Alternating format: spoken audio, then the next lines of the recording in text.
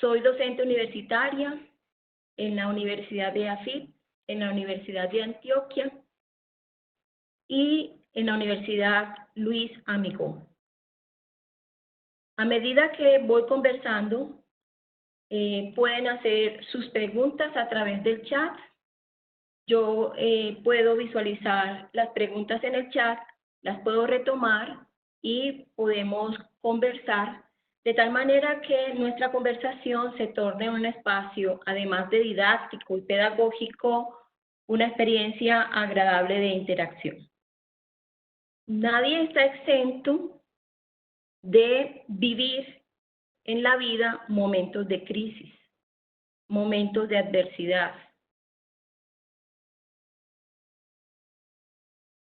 La vida exige unos recursos.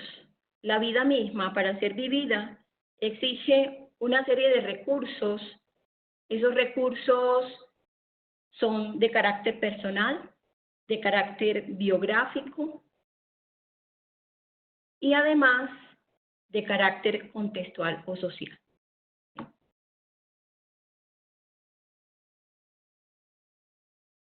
Me disculpan unos instantes.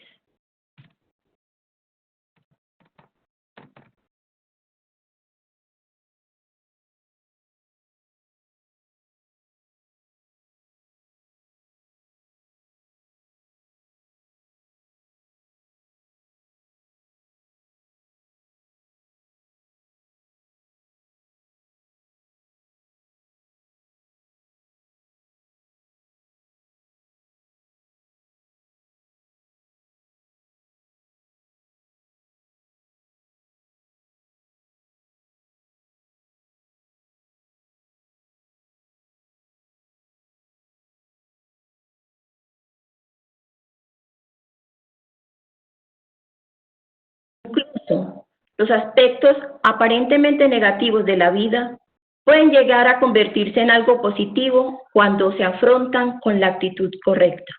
Víctor Emil Frank. Este es un filósofo, el creador de la logoterapia.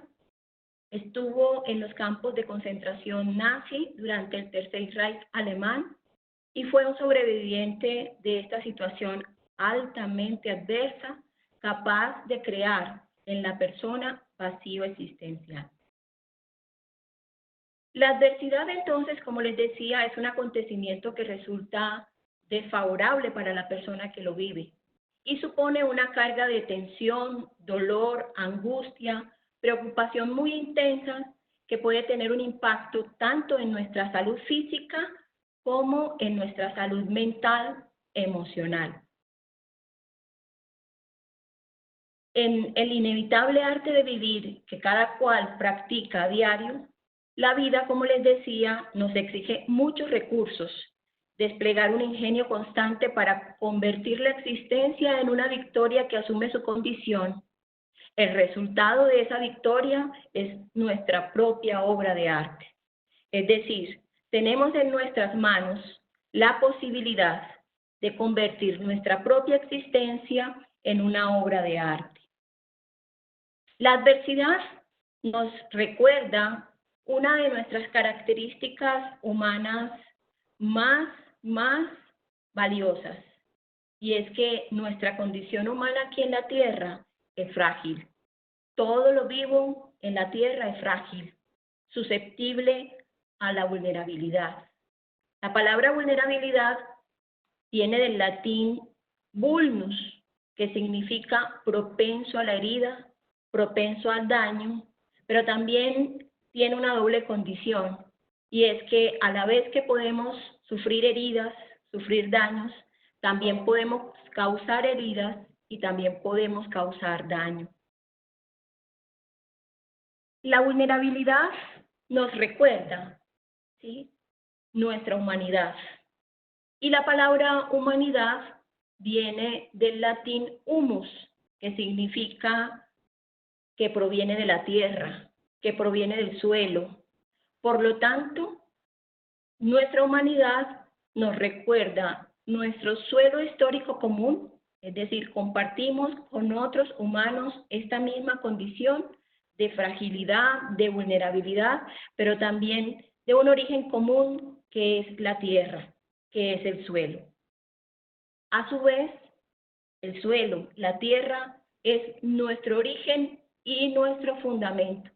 Por eso cuando hablamos de tocar suelo, llegar hasta los fundamentos últimos, lo que queremos expresar realmente es que nuestro suelo es el último espacio en donde llegamos, pero al mismo tiempo se convierte en el fundamento para superarnos, para realizar iniciativas, para ser creativos, para pararnos, para levantarnos y seguir caminando.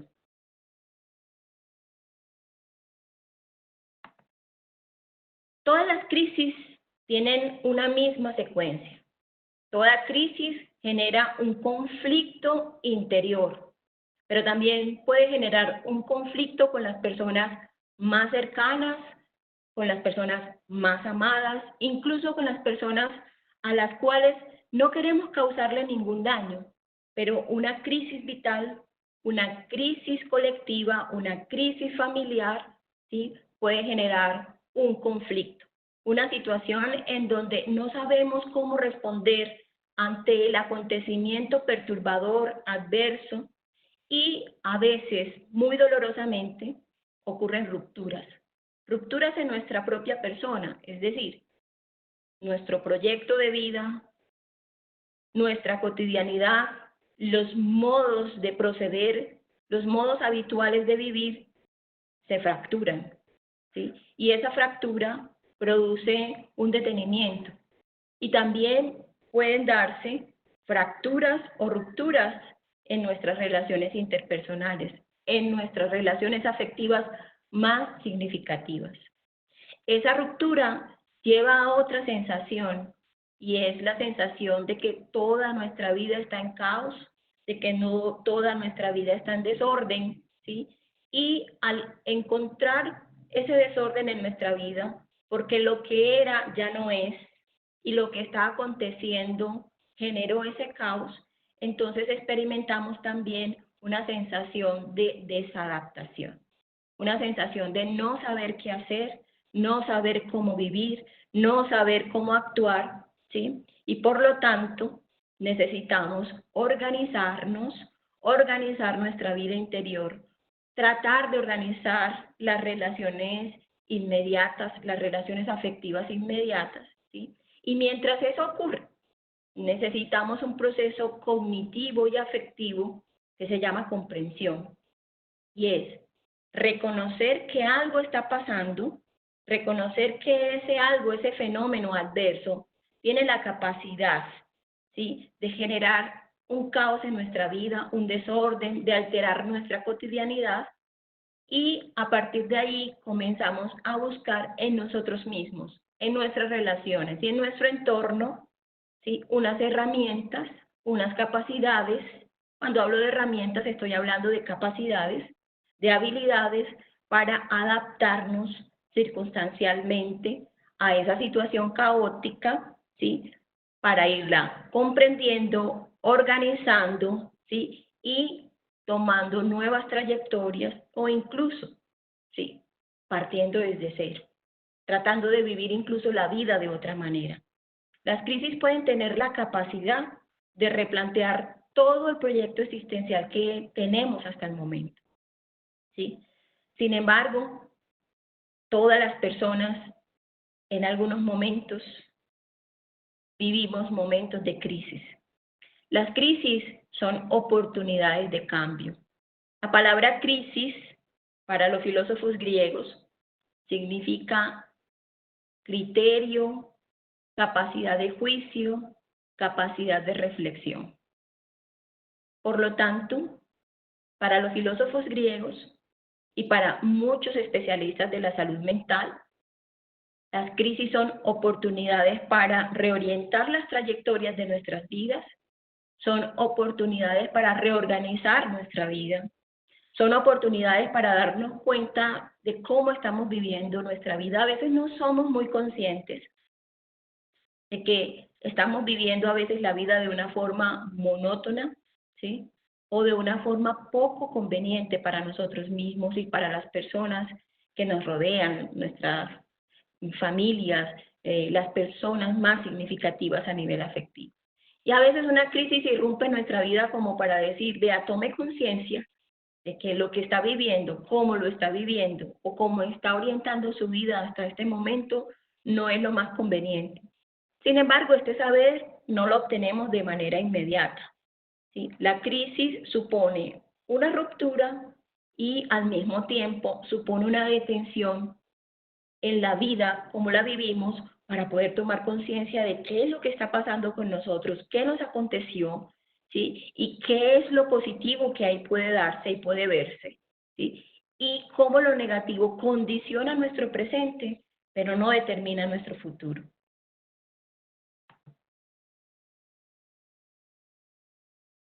Las crisis tienen unas características particulares como respuestas a las adversidades de la vida. Es decir, la crisis tiene una doble función: alterar nuestra vida presente, pero al mismo tiempo son una respuesta ante las adversidades de la vida. Entonces las crisis tienen un carácter traumático, es decir,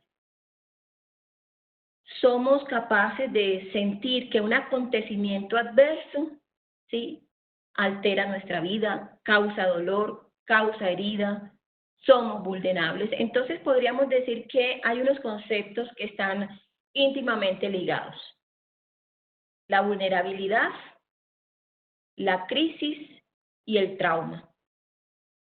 Estos tres conceptos muestran nuestra dimensión más frágil en nuestra condición humana. Hay una autora en filosofía política que leen mucho actualmente, la judía alemana Hannah Arendt. Ella consideraba, ¿sí?, que un rasgo común que compartimos todos los humanos y que casi que podríamos decir que es una ley de la humanidad es que somos frágiles y que nuestros proyectos vitales incluso y nuestras relaciones también tienen esa connotación de fragilidad. Por lo tanto, un llamado de atención que ella hace es a podernos conectar con esa fragilidad para que toda nuestra vida personal e incluso la vida común, la vida política, esté orientada hacia los aspectos más frágiles de nuestra vida, que es nuestra misma existencia y los lazos afectivos sociales, las relaciones que construimos a lo largo de nuestra vida. Es decir, las políticas de bienestar deben estar orientadas hacia el cuidado de lo más frágil que existe en nuestra condición humana. Las crisis pueden ser producidas por acontecimientos positivos o negativos. Ahora, ¿por qué puedo decir que un acontecimiento positivo puede generar una crisis? Claro, un paso decisorio, una decisión a la cual sabemos que vamos a comprometer toda nuestra existencia y que la va a transformar, ¿sí?, puede generar tensión, puede generar preocupación, puede generar dolor, puede generar angustia, ¿sí?, y puede afectarnos de tal manera que podemos experimentar una crisis. Una decisión, para algunas personas, por ejemplo, tomar la decisión de una vida matrimonial o una vida en pareja.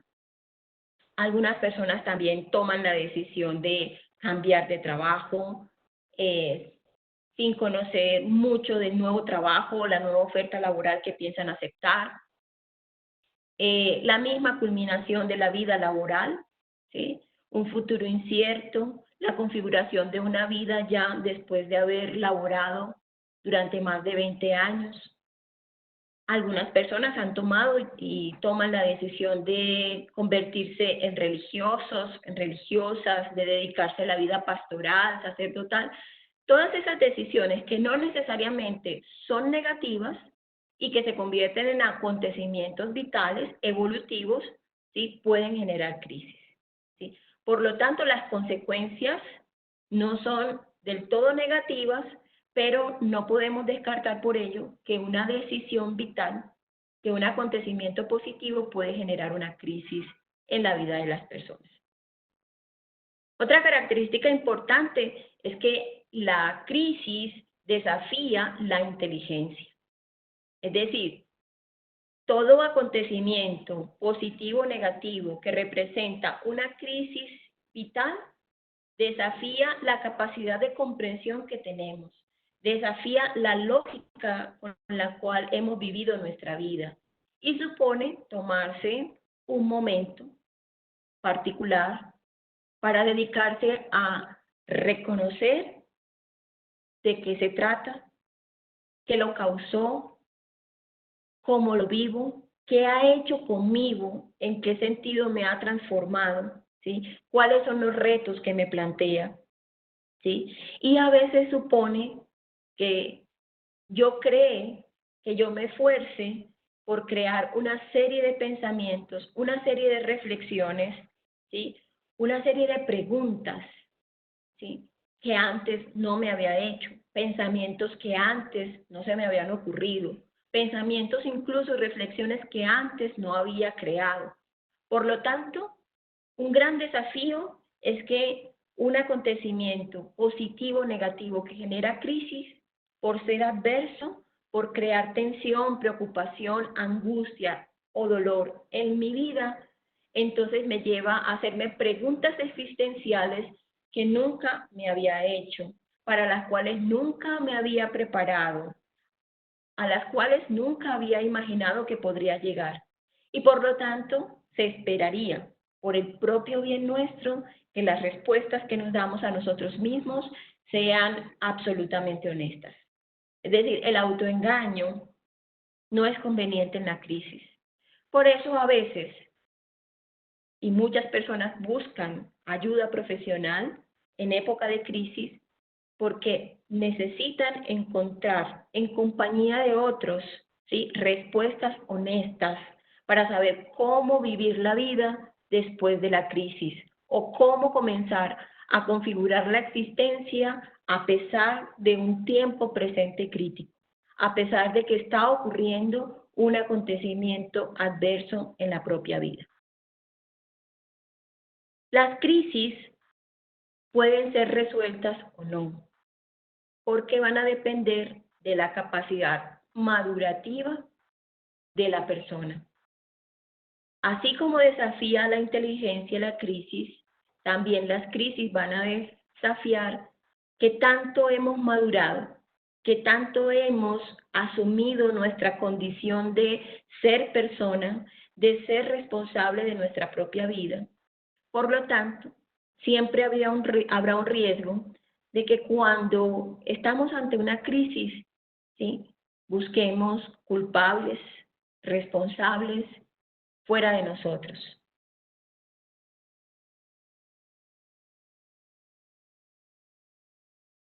Marlene nos pregunta, ¿cómo se daría el autoengaño en una crisis? Justo sobre esto estaba hablando. Cuando ocurren situaciones adversas en nuestra vida, y esas situaciones adversas, además de causarnos dolor, sufrimiento, preocupación, angustia, también afectan a otros que están implicados en mi vida, intentamos evadir el dolor, intentamos evadir la tristeza e intentamos evadir la responsabilidad existencial buscando culpables afuera, buscando responsables en personas significativas de nuestra vida que están involucradas en la crisis, o también buscando vías de escape, vías de fuga. Entonces, ante la crisis, muchas personas pueden optar por hacer caso omiso de la crisis, es decir, saber que eso está pasando con mi vida, pero entonces me puedo refugiar en el alcohol, me puedo refugiar en compras, me puedo refugiar en buscar nuevas amistades que incluso son poco convenientes porque también están viviendo una vida alterada, poco comprometida, ¿sí? Y también el autoengaño puede darse a veces de una manera fantasiosa, pensando de que yo no tengo que hacer nada ante la crisis porque las soluciones van a venir de afuera o porque las soluciones van a venir de una divinidad.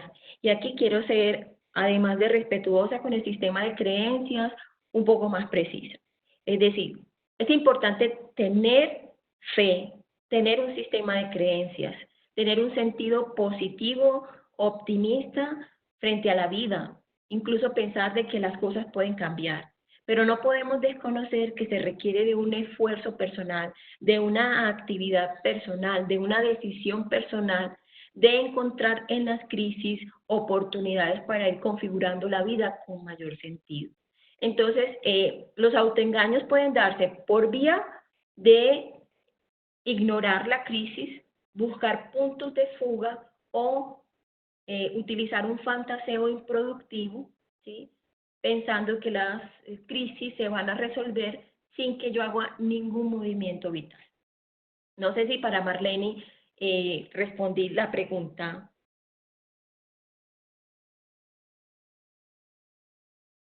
Bueno,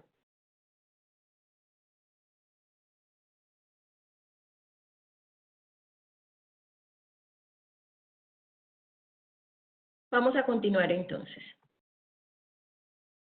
También es importante reconocer que no todos los seres humanos vamos a afrontar de la misma manera todas las situaciones adversas que se nos puedan presentar en la vida.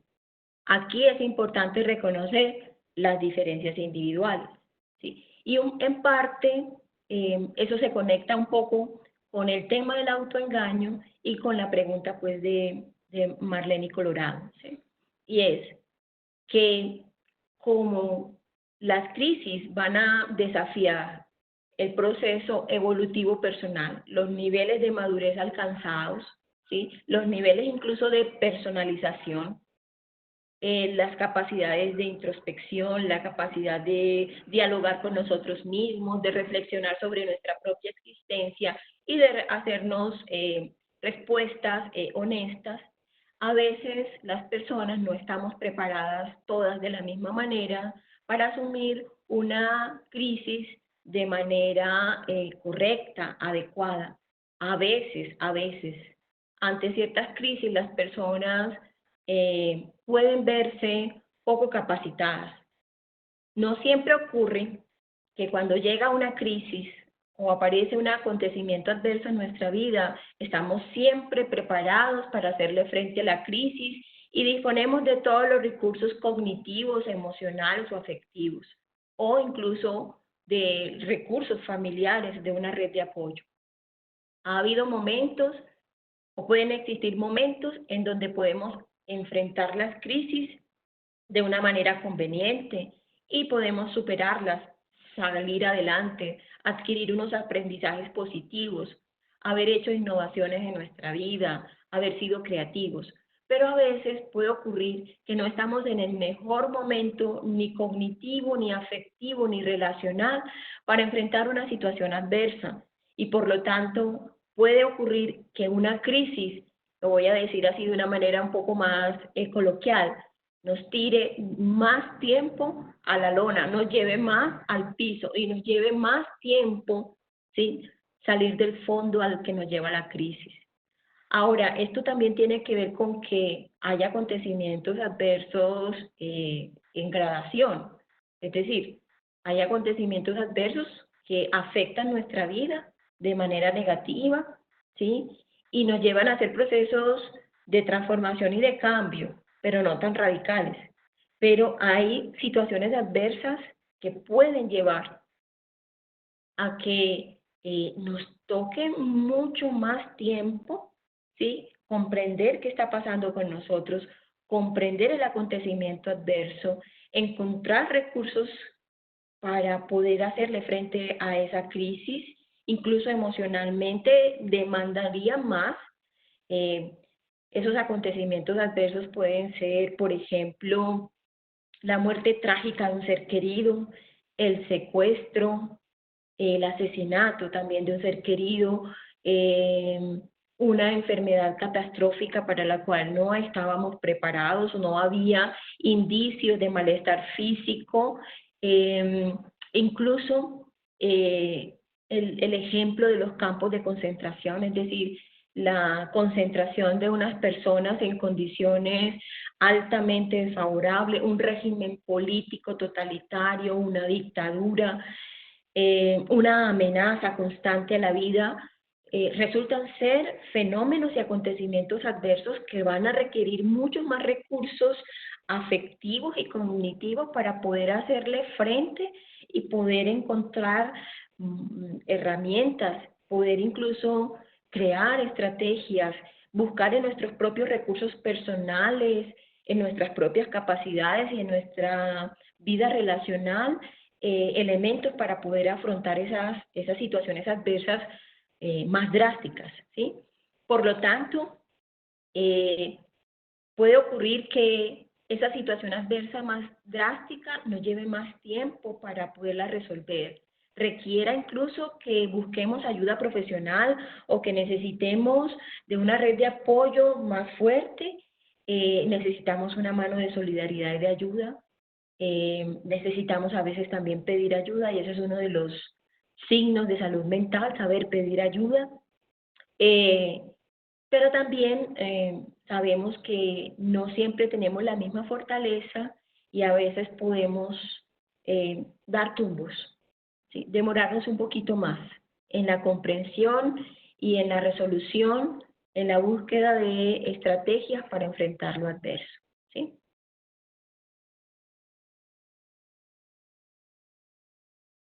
Recordando un poco al filósofo también alemán Friedrich Nietzsche, él decía que a las personas nos hace falta encontrar lugares para recrearnos.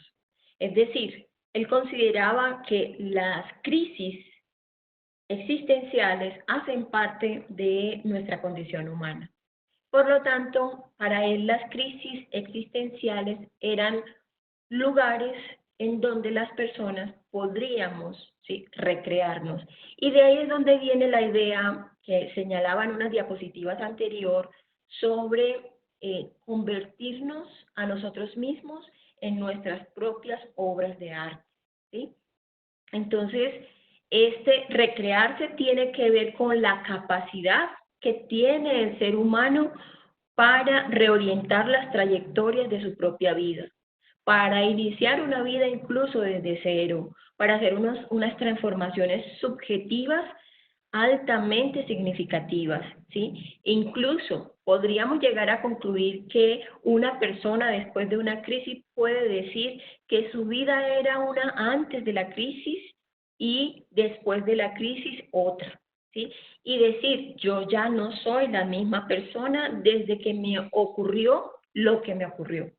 Y a veces llegar a la conclusión también de que gracias a eso que aconteció y a lo vivido, a veces de manera adversa, ¿sí?, pudo conocerse más, pudo incluso identificar que es capaz de reorganizar su existencia y de vivir la vida de otra manera, ¿sí? Entonces, pero eso va a ocurrir después que se logra un proceso de comprensión del acontecimiento adverso, ¿sí? Aquí es importante destacar que los acontecimientos adversos tienen dos elementos. Como acontecimiento, ingresan, irrumpen en nuestra vida, establecen una fractura, pero también los acontecimientos adversos son interpretados, percibidos por nosotros mismos, por quienes padecemos esos acontecimientos adversos. Entonces, una cosa es aquello que nos sucede con todo el dolor que trae, con toda la carga existencial que trae, con toda la preocupación que generan, con toda la angustia que genera, ¿sí? Y otra cosa es cómo percibimos eso que nos ocurre, cómo lo interpretamos, cómo lo significamos, ¿sí? Y qué lugar le damos a ese acontecimiento en nuestra vida. Por lo tanto, hace falta una vida para aprender a vivir, recursos para vivir cada día, ¿sí? Cuando nos encontramos en el dolor emocional, nos puede entrar la tentación de cambiarlo todo y de querer volver a empezar de nuevo. ¿Por qué nos puede entrar la tentación de querer cambiarlo todo? Porque en esos lugares en donde nos podemos recrear, acontecen preguntas existenciales muy valiosas. Y es, ¿qué sentido tiene mi vida? ¿Qué sentido le he dado a mi vida? ¿Hacia dónde quiero vivir mi vida? ¿Sí? ¿Cuál es el significado que tiene mi vida? ¿He actuado de acuerdo a los valores con los que he llenado mi vida de contenido? ¿Sí? ¿Quiero seguir viviendo mi vida de la misma manera? ¿Sí? Si esta es una oportunidad, ¿cómo la quiero vivir? Entonces, la palabra tentación aquí aparece como deseo y como impulso y no tiene la connotación de pecado. ¿Sí?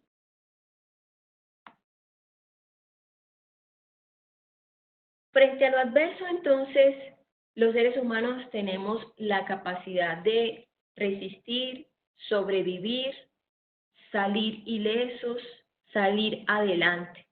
A esa capacidad se le conoce como resiliencia. Sin embargo, es un concepto que ha sido muy estudiado recientemente, ha sido redefinido, ¿sí?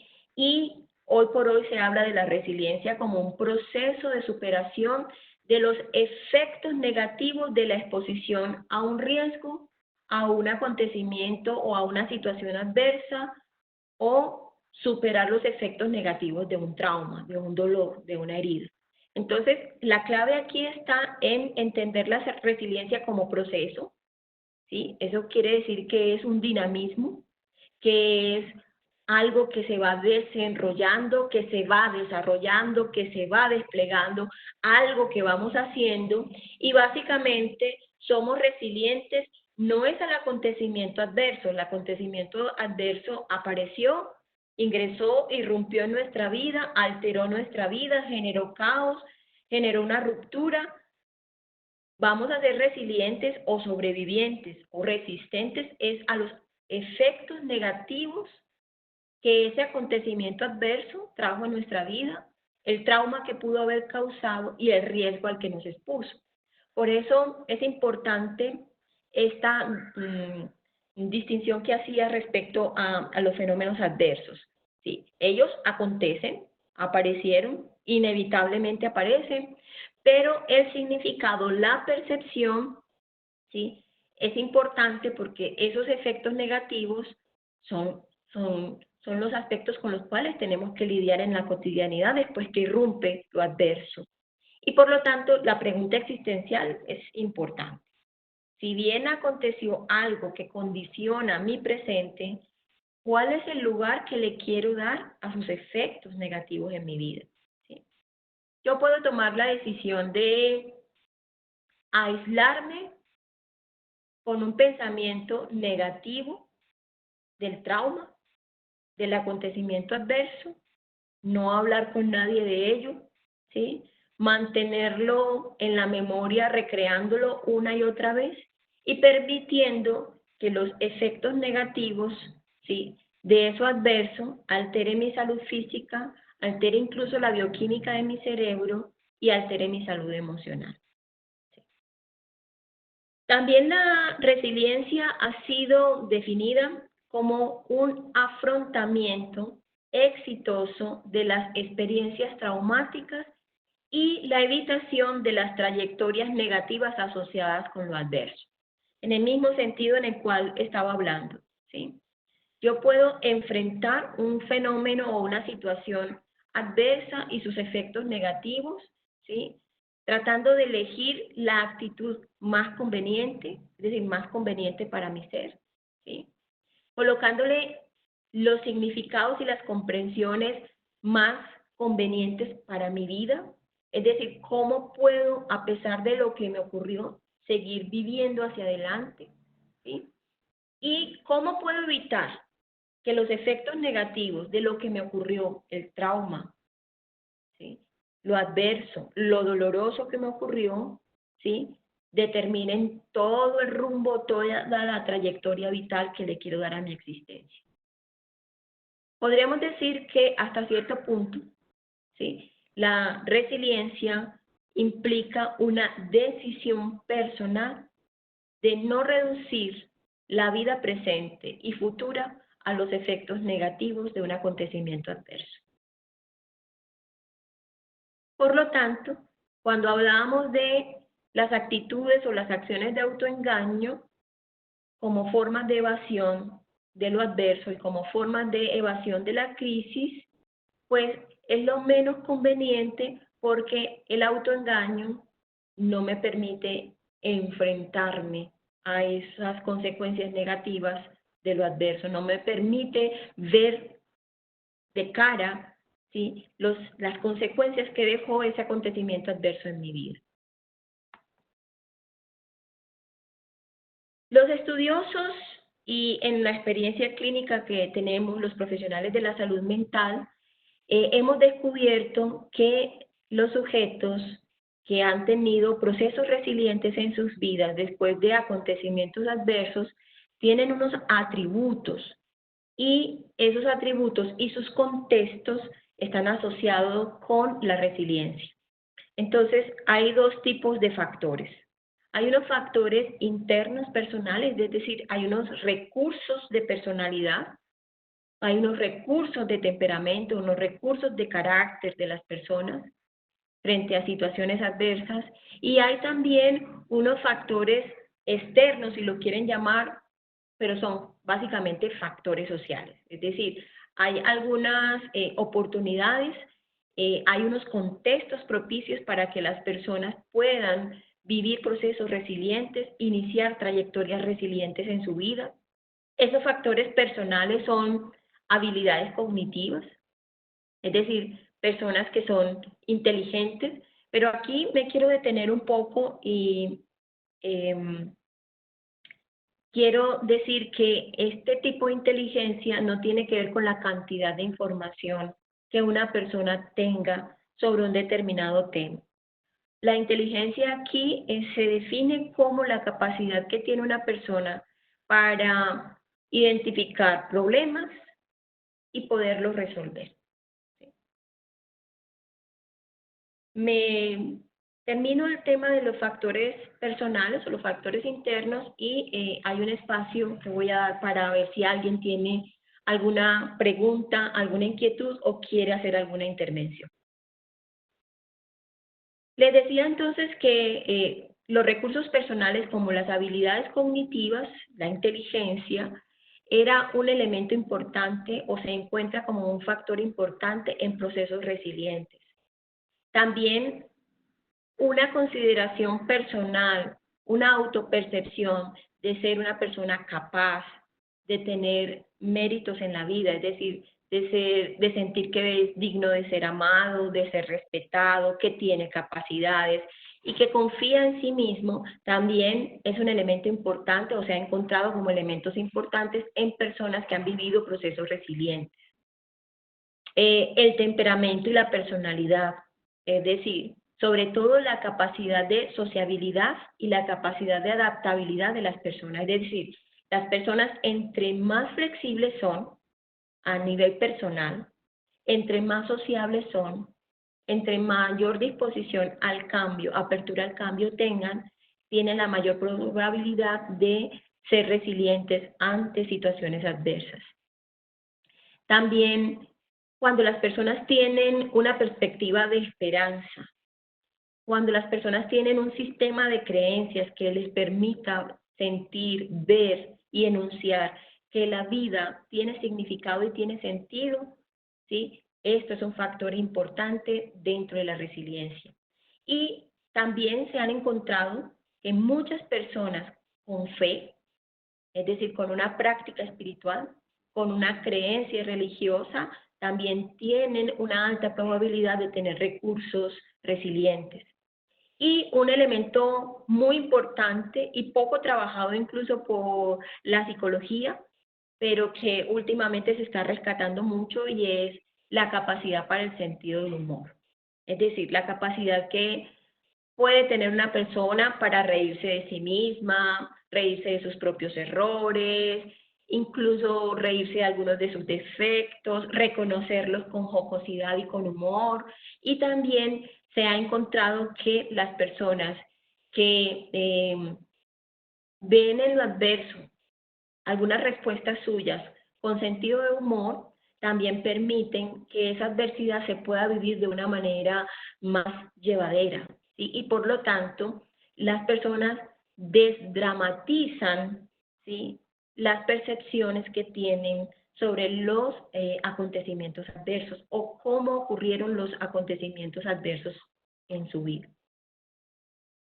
Como les decía, me dedicaba a este asunto del factor interno personal asociado con procesos resilientes para escuchar algunas de sus inquietudes, algunas de sus preguntas o si quieren hacer alguna intervención para que les dé la palabra.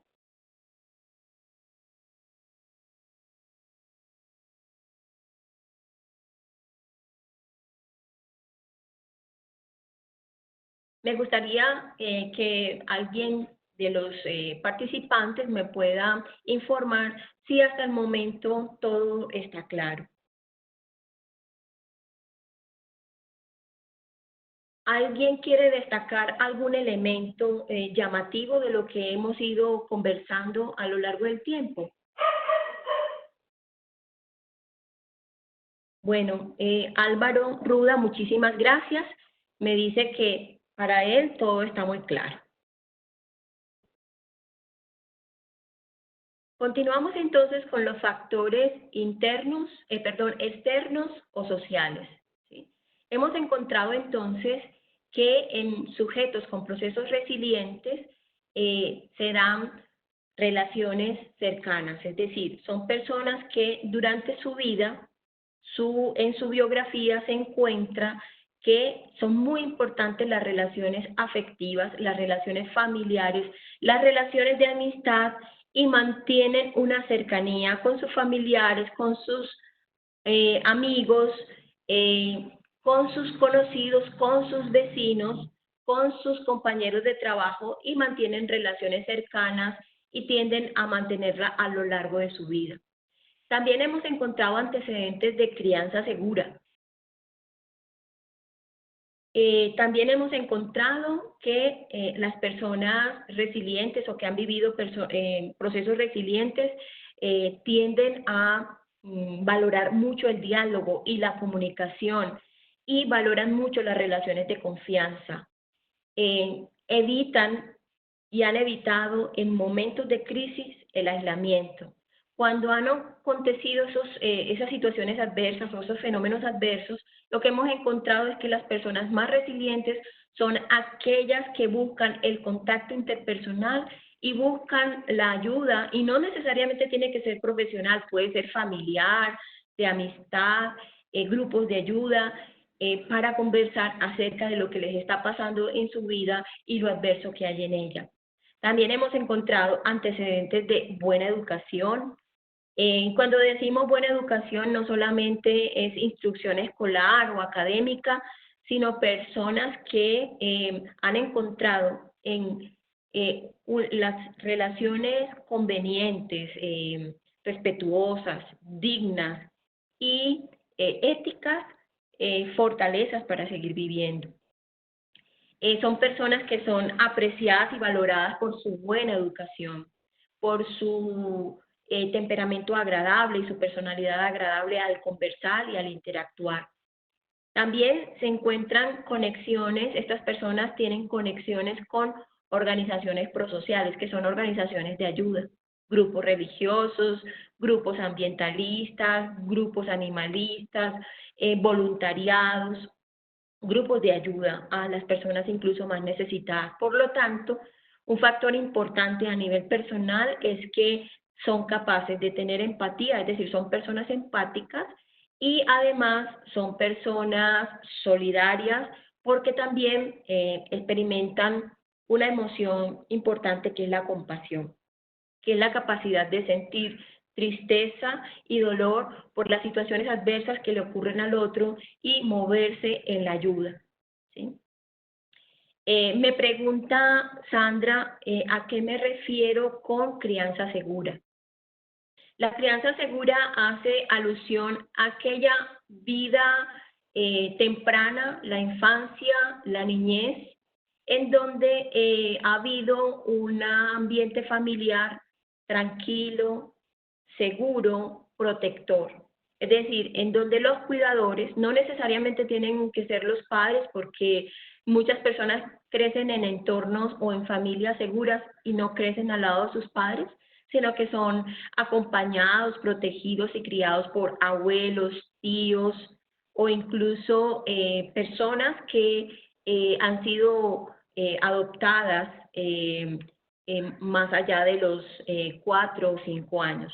Lo que quiero decir con crianza segura es un entorno familiar que le dé protección, seguridad y confianza al menor de edad. Haber tenido la experiencia de haber experimentado una crianza segura en los primeros años de vida, en la niñez y en la adolescencia, es un factor altamente protector frente a las situaciones adversas y por lo tanto es un factor o un recurso personal para la resiliencia.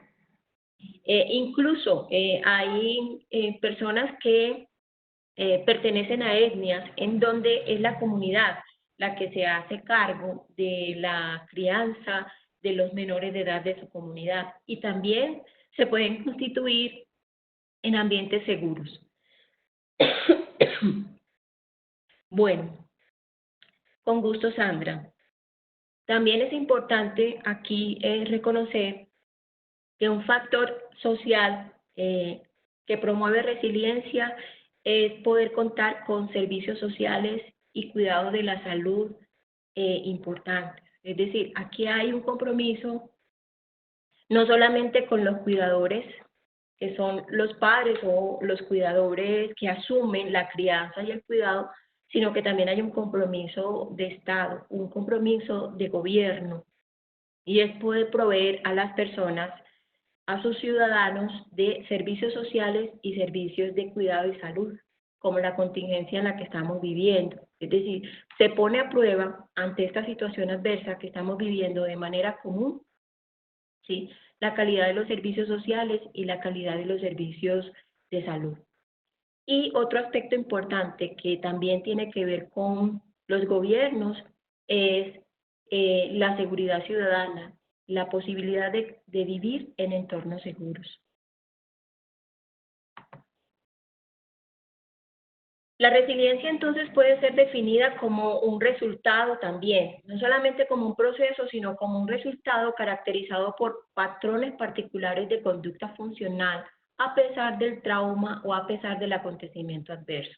Entonces, para resumir un poco lo anterior, existen unos patrones. Esos patrones son los que nos van a permitir vivir la resiliencia como proceso y también tener como resultado, ¿sí?, una experiencia resiliente, es decir, salir adelante a pesar de lo adverso, a pesar de los efectos negativos de lo adverso.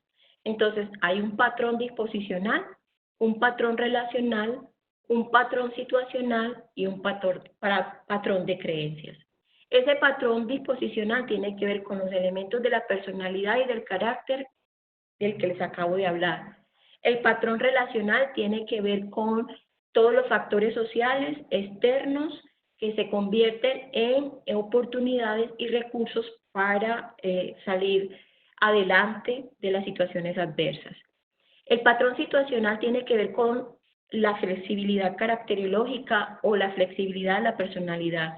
Es decir, las personas tienen unos proyectos vitales, unos proyectos de vida, unas trayectorias iniciadas, pero aparece un acontecimiento adverso, inesperado, entonces la persona tiene que tener la capacidad de reorientar su vida, y aquí, como lo presento un poco en imágenes, es pasar de un plan B, de un plan a un plan B, ¿sí?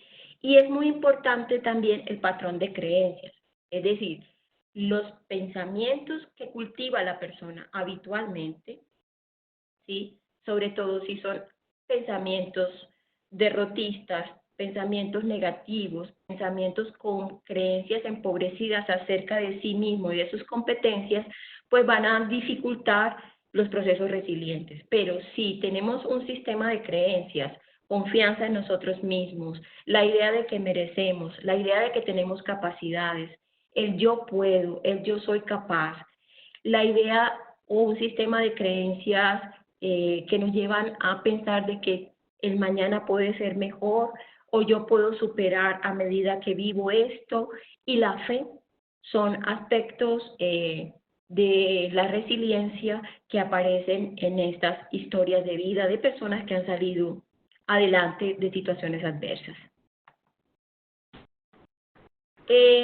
Hay 4 actitudes y 4 capacidades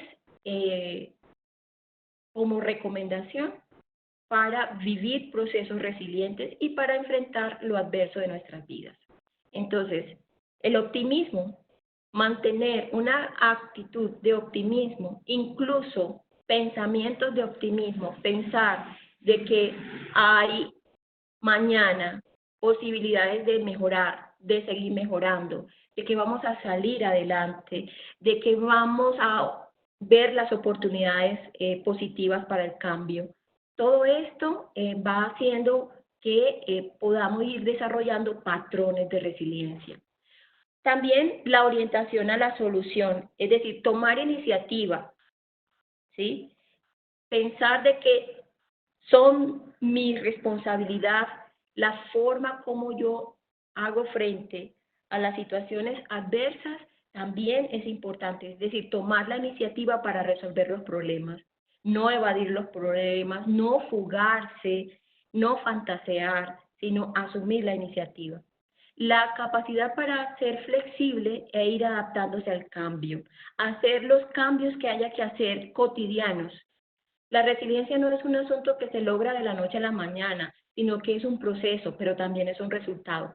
Todos los días, ¿sí? Necesitamos hacer cambios. Cuando las crisis aparecen, ¿sí? Vamos entonces sabiendo que necesitamos hacer cambios.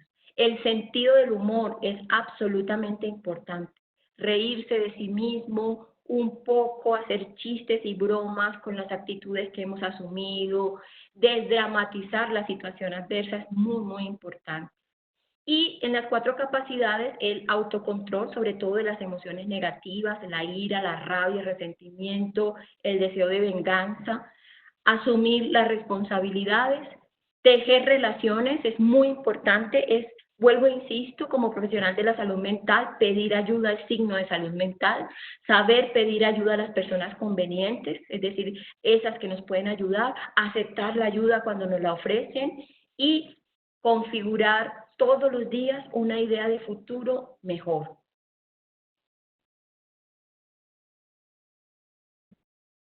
Hasta aquí mi participación. Les hago una recomendación para leer y para ver. Hay unos textos especialmente seleccionados para ustedes en esta conversación. Hay 3 textos y 2 películas. Las películas las pueden ver en Netflix. Y los textos los pueden también conseguir en línea o los pueden conseguir en las librerías más cercanas. En la librería de la Universidad de AFIT es posible que los encontremos. Un texto sobre adversidad, sentido y resiliencia de Joaquín García Andalet, ¿sí? Y 2 textos de el neurólogo psiquiatra Boris Cyrulnik, que también fue víctima en los campos de concentración durante el Tercer Reich alemán. Uno de ellos se llama Sálvate, la vida te espera, un poco configurando el futuro. Y el último libro de Boris Cyrulnik, un poco con el tema del sistema de creencias, Psicoterapia de Dios, la fe como resiliencia. Y 2 películas, Un sueño imposible con Sandra Bullock y Un camino a casa, ambas basadas en historias de la vida real, las pueden ver en Netflix, ¿sí? Hasta aquí mi intervención. No sé si hay alguna pregunta, alguna inquietud, algo que quieran resaltar para despedirnos. Alguna recomendación incluso para mejorar. Bueno, Sandra, muchísimas gracias también a usted por su respuesta. Carlos Alberto, muchas gracias también por sus respuestas y bueno, me agrada que me reconozcan la claridad. Álvaro, muchas gracias también. Esperamos entonces que hayan disfrutado de este espacio diseñado por FEISA, especialmente para ti, y te invitamos a que nos dejes tus comentarios con el hashtag Numeral, tu realidad es la nuestra. Tu interacción con nuestro contenido nos permitirá seguir desarrollando estrategias para tu bienestar. Síguenos en redes sociales y visita nuestro sitio web. Feliz noche para todos y muchísimas gracias.